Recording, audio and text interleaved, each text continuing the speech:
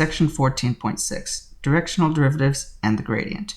Remember that we defined the partial derivatives of a multivariate function using planes that we would intersect our surface with that were parallel to the different coordinate axes. So for example, we could cut this way parallel to the y-axis by keeping x constant, and then we would take the partial derivative with respect to y, or we could cut parallel to the x-axis, keeping y constant, and we take the partial derivative with respect to x. But there was nothing really special about cutting or intersecting our surface with a plane parallel to an axis. We could have cut with a plane in any direction. So let's say we want to get one of those derivatives where we're looking at the slope of the tangent line to the curve formed with a slice in a direction that corresponds to a certain unit vector u. Well, if that unit vector u has components a, b, then it would be good to see if we could figure out what a tiny change in the direction of u would be. Let's say that we call a tiny change in the direction of u h. So, for example, if I look at a vector u, remember the unit vector u has length 1, so I'm assuming that I'm going to take h to be smaller than 1 because I want to look at what happens as h tends to 0, because that would be what my slope would be of the tangent line. So if I'm looking at h tending to 0, where h is the length of u, then I needed to see what the components are to see how that affects the change in x and the change in y.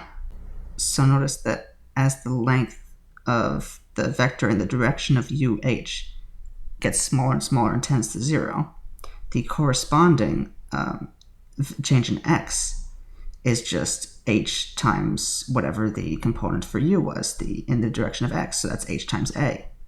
Similarly, as, let's see, you could see, imagine like b shrinking too, or a shrinking. So as these a and b components in the direction of u shrink, they shrink corresponding to the way that h shrinks via h times that component. So h times b would be for y. So that means that we're looking at the difference between some point x naught and some point x naught plus some tiny difference ha. Similarly, we look at the difference between y naught and some tiny difference y naught plus hb, and that'll give us our directional derivative if we take the limit as h tends to 0. So just imagine that this is the limit as this length of the vector in the same direction as the unit vector u tends to 0. So as an example, how about we try to use the weather map in the right figure to estimate the value of the directional derivative of the temperature function at Reno in the southeasterly direction. So this weather map gives us the z values as level curves, or isothermals in this case. So that means that we want to see what is like southeasterly from Reno. So how about we draw like a southeasterly line? So something like this that cuts through Reno. So that it intersects over here and intersects over here. So it looks like I should be going from 50 to 60. So I'll do 60 minus 50. That'll be my change in y. And then my change in x would be, well, it looks like I can use this scale at the bottom for my distance. From here to here, it looks like it's like roughly here to here. So it's like 75. So I could say that the directional derivative du of, how about we call this temperature with capital T, is approximately the change in temperature, 60 minus 50, over the change in distance, 75. So what I'm basically doing is just using the slope of the secant line to approximate a derivative. So this is about, well, this is actually exactly 10 over 75, which is about 0.13 degrees Fahrenheit per mile.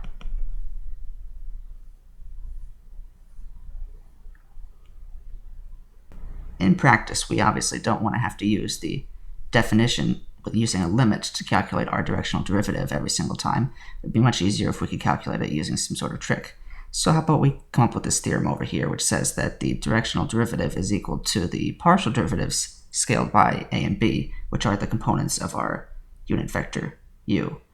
So this should sort of make sense why this is true. If you set the unit vector equal to, say, 1, 0, so that would be I, then notice this collapses and you just get the partial derivative with respect to x, which makes sense because y is constant if you're looking in the I direction.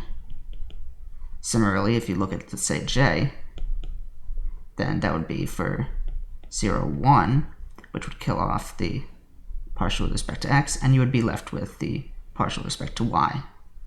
So the real magic over here is that this works in any direction, assuming that you scale by a and b. So in order to prove this, how about we define a function g of the single variable h using this. So what we're doing is we're saying that x0 and y0 are a particular point, and a and b are for our particular unit components for a particular unit vector u. So neither of those are variables. These are all constants. Our only variable is h. So this is a single variable function. Okay, so then by the definition of the derivative of a single variable function, we have that g prime at 0 is the limit of g of 0 plus h, which is just g of h, minus g of 0 over h. But g of h is this thing, so we just replace that. And then g of 0 is if we plug in 0, which kills off this, so we just get f of x0 and y0. But this is exactly what our definition for our directional derivative is. So this function that we concocted over here of a single variable is equal to the directional derivative if we take its derivative at 0. Okay, on the other hand, we can also write g of h equal to some function of x and y. We can just throw in some intermediary variables so that we can abuse the chain rule. Let's set this intermediary variable x equal to x0 plus ha and y equal to y0 plus hb. So now we have a function of two variables where each of those variables is a function of the one variable h. So by the chain rule, the derivative at h is the partial of f. First you go to x, then you go from x to h. You just go through the intermediate variables, and then you go from y to f to y, and then from y to h. But going from f to x, that's just the partial with respect to x. And dx dh, well, taking this derivative over here, this is constant. This is just the variable, so we just have a left. So that's where we get this a. And then similarly, partial f with respect to y is just fy, and then dy dh is just the derivative of this guy with respect to h. So we just have b. So now let's put in h equals 0, because we already wrote the g prime of 0 as the directional derivative. So that means that in this equation, if we throw in 0, then we get x0 and y0, and x0 and y0. So we get that g prime of 0 must be equal to this, which we already saw is equal to our directional derivative. So that means that our directional derivative is equal to exactly what we wanted for a particular point x0, y0. However, the point we chose, x0, y0, is totally arbitrary. So we can let those that point, those x0s and y0s vary to any x and y, and thus we have proved this formula. So that's pretty cool. It actually allows us to write our directional derivative in terms of the angle theta between u and the axis by looking at the components of u, which are cosine theta and sine theta, because the magnitude of u is 1. So that means that the hypotenuse, if you want to look at this triangle, is 1. So the adjacent side would be cosine, or 1 times cosine, which is just cosine, and 1 times sine, which is just sine. So we can replace a and b with cosine theta and sine theta. So as an example, how about we look at the directional derivative for this multivariate function, where they gave us the unit vector, and they, by its angle, theta equals pi over 6. So we can write du of f of xy is equal to the partial with respect to x of xy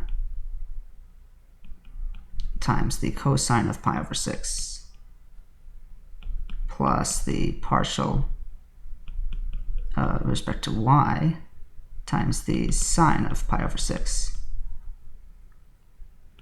So our partial with respect to x of this function over here, well, that's just 3x squared minus 3y, and then cosine pi over 6 is rad 3 over 2.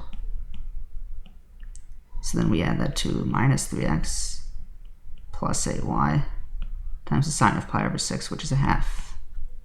So we get 1/2 times 3 rad 3 times x squared minus 3x plus 8 minus 3 rad 3 times y. How about we now get the direction of the directional derivative at 1, 2. So that's 1/2 times 3 rad 3 times 1 squared minus 3 times 1 plus 8 minus 3 rad 3 times 2. So that's just 13 minus 3 rad 3 over 2.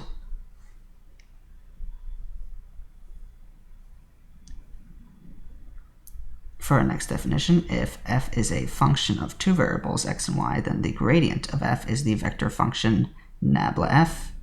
I'll often call that just del f, and it's defined just as the vector where you throw in your partial derivatives for those two components. So say f of xy is sine x plus e to the xy, then del f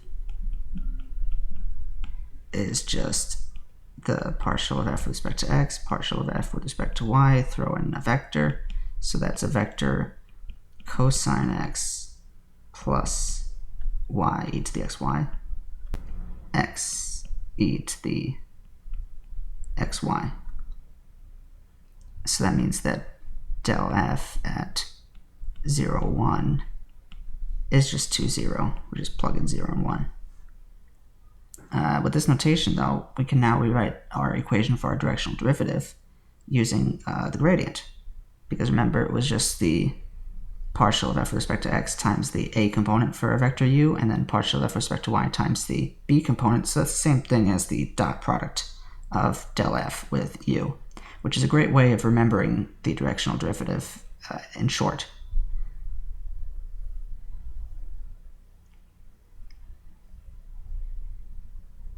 Let's now find the directional derivative of the function x squared y cubed minus 4y at the point 2, minus 1 in the direction of the vector v equals 2i plus 5j. So how about we find the gradient and do the dot product? So the gradient is 2x y cubed I plus 3x squared y squared minus 4j. Remember that the gradient is basically the partial derivatives, but it is a vector, so we have to be careful putting i's and j's or brackets or whatever we need. So f del f of 2 minus 1 is just minus 4i plus 8j. And then we have to be a little bit careful here because we want to dot it with u, but they gave us a vector v. They didn't give us the unit vector version of this. So we need to convert v into a unit vector by dividing by its length. So the length of v is the square root of 29. Just take each of the components 2 and 5, square them, and take the square root, add them together, so we get 4 plus 25 is 29. And we'll take v and divide it by its length to get the vector, unit vector u. So notice though that they didn't have to call this a v, they could have called this u, where it wasn't necessarily a unit vector unless they told us it was or we checked, which would have been a really nasty trick, but just because they use a particular letter doesn't mean it has to be a non-unit vector or unit vector. So you just have to be careful with these problems in general to make sure that you're always dealing with a unit vector, unless they tell you. So we divide b by its length, and now it's a unit vector. So we can now take our directional derivative at 2 minus 1 as the dot product of the gradient at 2 minus 1 with our unit vector u. So that's minus 4i plus 8j dotted with 2 over the square root of 29i plus 5 over the square root of 29j. And that's just negative 4 times 2 plus 8 times 5 over the square root of 29. So that's just 32 over the square root of 29.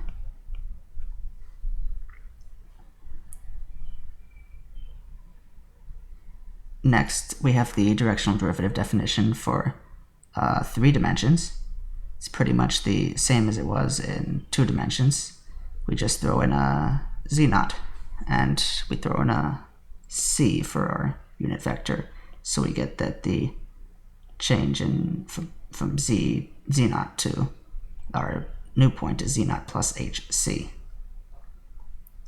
Okay, so more compactly, we can write using vector notation and x0 to represent just x0, y0, and z0, the components of, well, I'll circle over here, the components of the point x0, just to write this, in a little bit smaller. So in that case, x0 is x0, y0 if we're in 2 dimensions, and x0 is x0, y0, and z0 if we're in 3 dimensions. So we could prove it pretty much the same way, that our directional derivative will be equal to the partial derivative scaled by the unit vector components. And we can define the gradient vector the same way as we did for 2 dimensions, just throw in an extra component with our partial with respect to z. So that means that we're looking at the dot product of our gradient with our unit vector u to become our directional derivative, the same as we did in 2 variables, or functions of 2 variables, in which case you really have 3 variables. So this is a function of 3, so we really have a 4th dependent variable, but that's okay. Let's find the gradient of f if f is x sine yz. So we're looking at del f of x, y, z as some vector function composed of the partial derivatives fx of x, y, z, fy of x, y, z, and fz of x, y, z. So we'll look at the partial derivatives. Notice that you keep 2 variables constant each time you want to take a partial, so we get the sine of yz is the constant in this case with respect to x, so that becomes our first component. Then xz cosine yz becomes the next one, because everything except for y is a constant, so z hops out.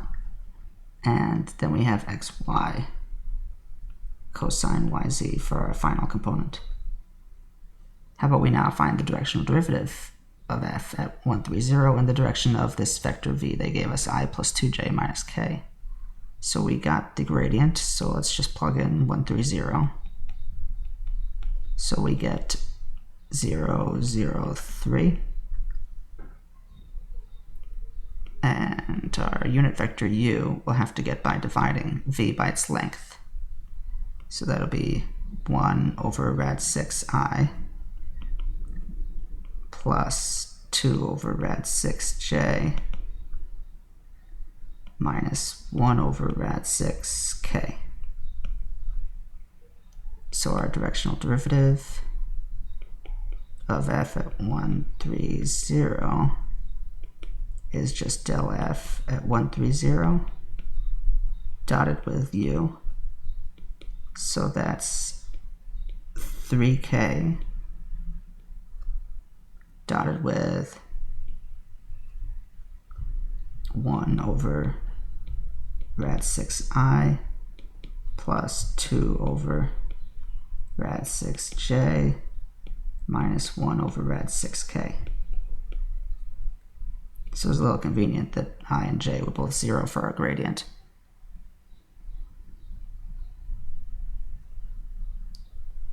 Okay, we could simplify this to 3 times minus 1 over rad 6, which is just minus the square root of 3 over 2.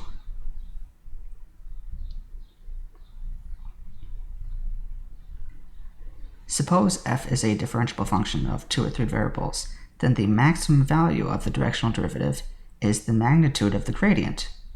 So that's kind of cool. It actually also occurs when the unit vector u has the same direction as the gradient.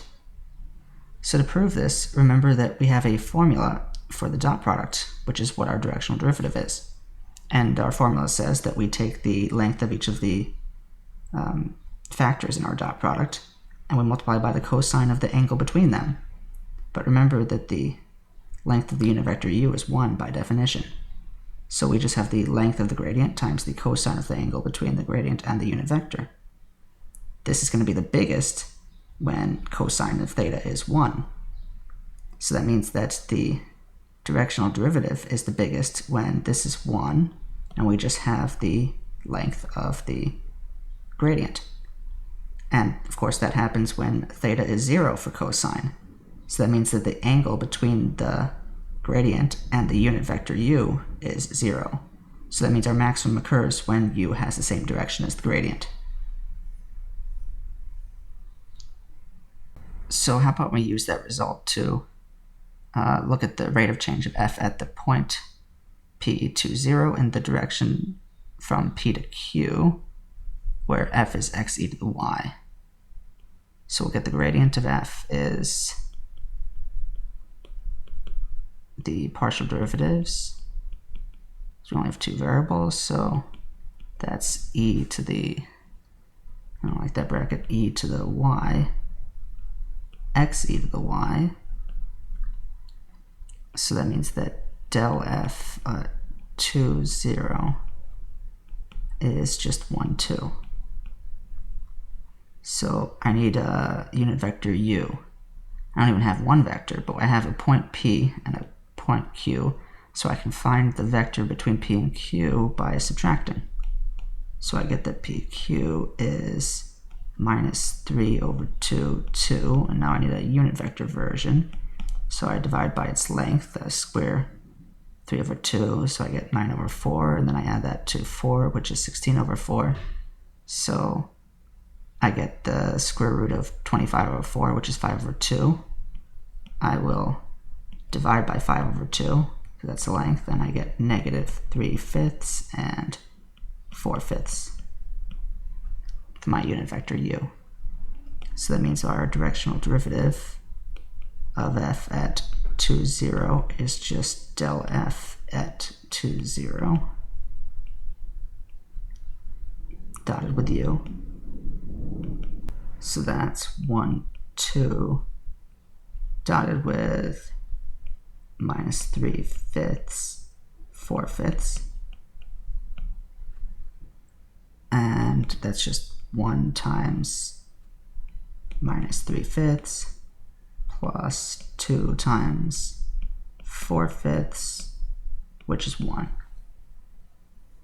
As we saw before, there is a maximum rate of change in the direction of the gradient, so we can say that f increases the fastest in the direction of del f at 2, 0, which is 1, 2. And its maximum rate of change is the length of the gradient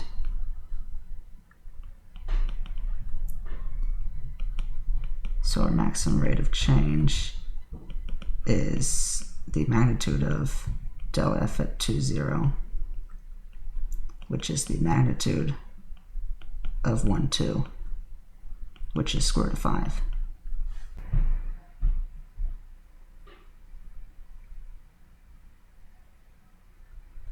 suppose that the temperature at point xyz in space is given by T of xyz equals 80 over this whole mess, where T is measured in degrees Celsius and xyz in meters.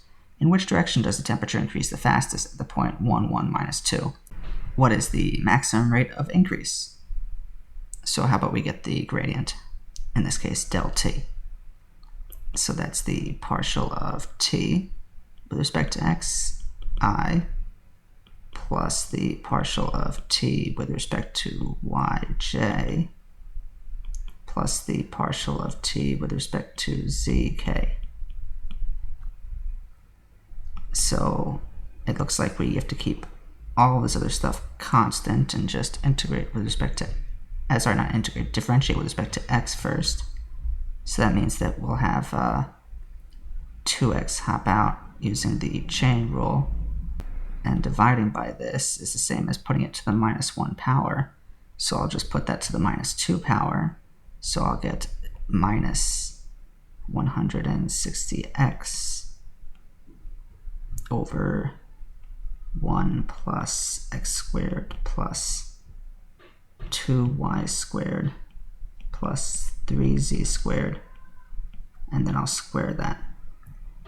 And I do the same thing for the other components, except that there's a 2 over here for the y and a 3 for the z, so it changes the number on top, the numerator coefficient.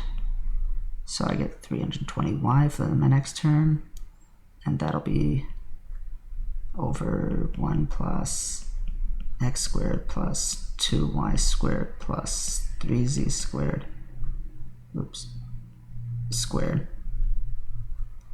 And we need a minus 480z for the last one.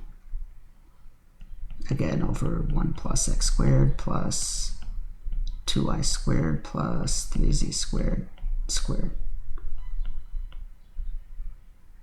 Oh, I forgot my ij and k's. How about I try to fix that really quick? So over here there should be an I, because remember our gradient is a vector, and over here should be a j. Okay, so now we can simplify this slightly by factoring out.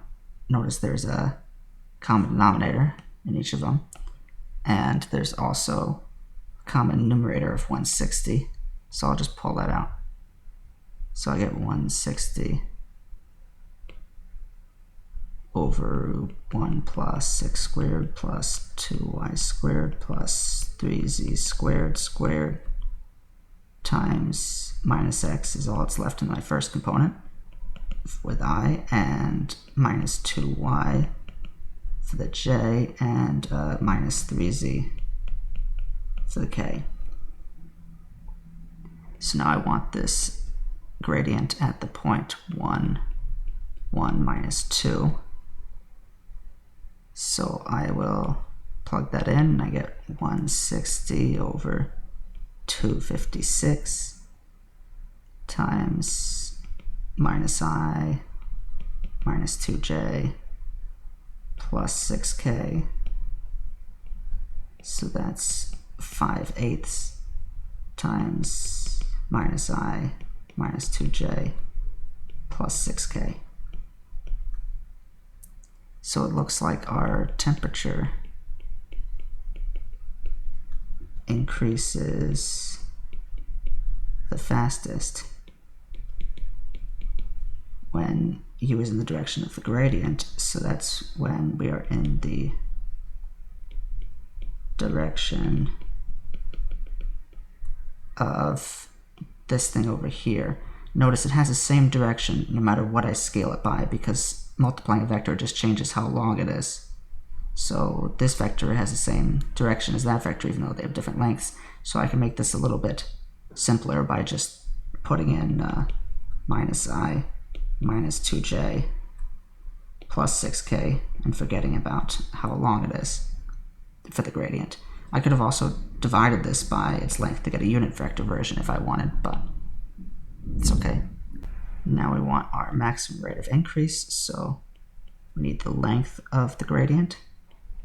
So its magnitude is 5/8 times the magnitude of minus I minus 2j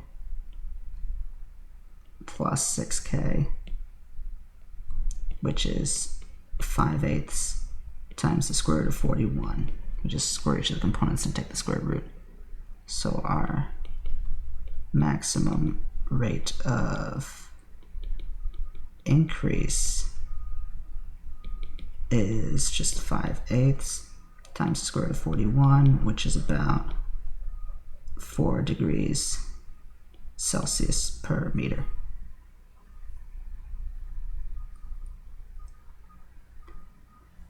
Notice that we now have another way of getting tangent planes to points. We can do it using our gradient vector, because our gradient vector will actually be perpendicular. So we can choose that to be the normal vector of our tangent plane.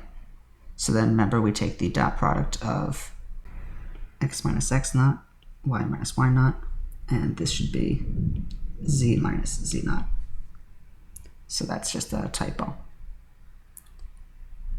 And we take the dot product of that and our normal vector with components a, b, and c. And in this case, the components of our normal vector are the components of the gradient vector. So we have the partial derivative with respect to x, partial derivative with respect to y, and partial derivative with respect to z.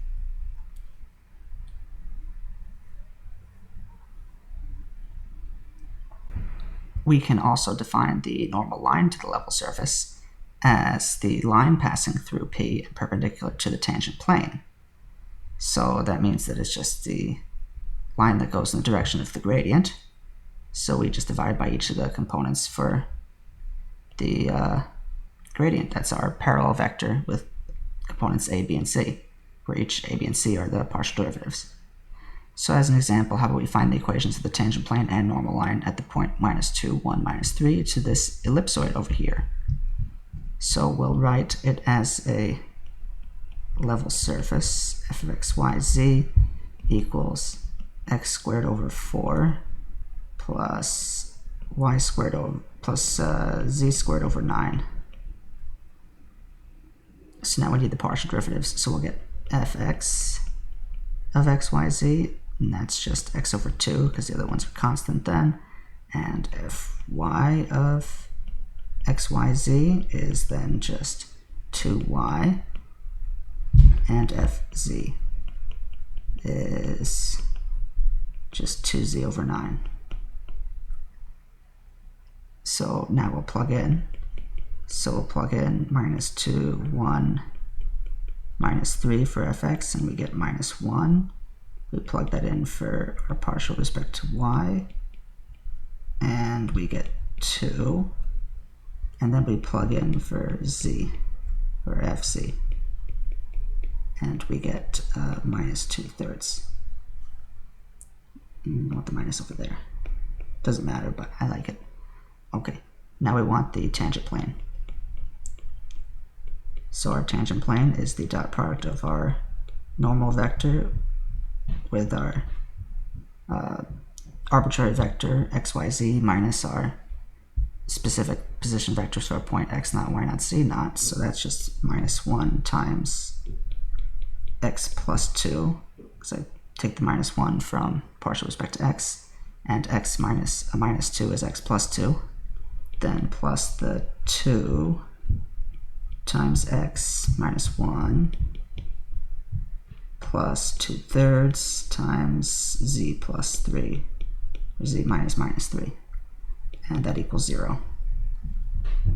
So I can simplify this to get 3x minus 6y plus 2z plus 18 equals 0. And I just need to get the normal line now. So here are the symmetric equations for the normal line. So I've already really done all the work, just rewriting it slightly. It'll be x plus 2. Instead of multiplying by 1, I divide by -1, and that'll equal, oh, I wrote x twice. That should be a y. And then I've got y minus 1 over 2 plus c plus 3 divided by negative 2/3. Oh, and I wrote a plus, and this should have been a minus. Typos everywhere today. I even wrote a plus instead of an equal sign.